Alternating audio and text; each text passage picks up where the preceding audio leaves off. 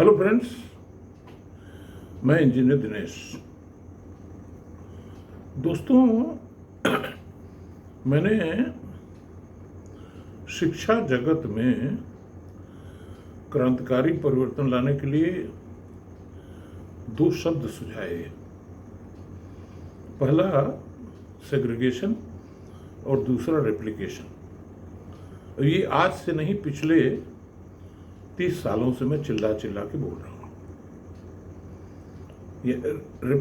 Segregation का मतलब यह है कि जो टीचर हमारा एक देखिए, कोई भी टीचर है, मैथ्स का, फिजिक्स का, साइंस का, केमिस्ट्री का, तो कुछ ऐसे टीचर्स होंगे जो ऑर्गेनिक केमिस्ट्री बहुत अच्छी पढ़ा सकते हैं,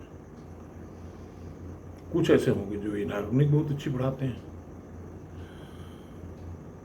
और चूंकि शिक्षकों की तादाद बहुत ज्यादा है, तो चैप्टर वाइज शिक्षकों को छांटने में क्या बुराई है? छांट करके उसको फिर रेप्लिकेट कर दीजिए। देखिए, कोई भी ऑर्गेनाइजेशन, उसमें कई किस्म के काम होते हैं। मार्केटिंग होती है, सेल्स होती है, डिजाइन होती है, मैन्युफैक्चरिंग होती है, शॉप फ्लोर होता है। तो और किसी मशीन पे या शॉप फ्लोर की किसी एक्टिविटी में एक आदमी जिस ट्रेड का जानकार है उसको उस काम पे लगाया जाता है, दूसरा आदमी जिस ट्रेड का जानकार है उसको दूसरे पे लगाया जाता है। देखिए, किसी भी समाज में या किसी भी संस्था में कार्यों का बंटवारा बहुत जरूरी है, खासतौर से जिस काम में जिसकी रुचि हो। दोस्तों, एक छोटा सा उदाहरण सुनाता हूं। इलाहाबाद में काफी साल पहले 4 लड़के एक कमरे में रह करके यूनिवर्सिटी में पढ़ाई करते थे। खाना वो अपना खुद बनाते थे। उसमें से एक लड़का बहुत अच्छा कुक था, तो कुकिंग का काम वो देखता था। दूसरा लड़का मार्केटिंग, सब्जी लाना, सामान लाना, उसकी रुचि उसमें थी, तो दूसरा लड़का वो करता था। और तीसरा जो था,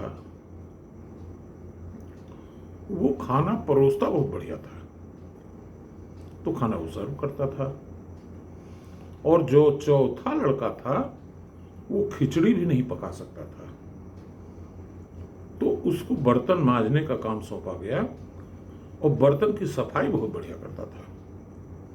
अब देखिए, अल्टीमेटली हुआ क्या कि जो बर्तन मांजने वाला लड़का था वो मिनिस्टर बन गया। मैं उसका नाम नहीं बताऊंगा।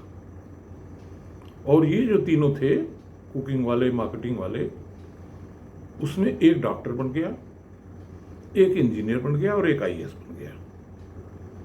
कहने का मतलब ये है कि कोई भी हाउस या कोई भी ऑर्गेनाइजेशन या कोई भी संस्था या कोई भी पार्टी या कोई भी देश, जब तक उसमें कार्यों का बंटवारा नहीं होगा योग्यता के अनुसार, इंटरेस्ट के अनुसार।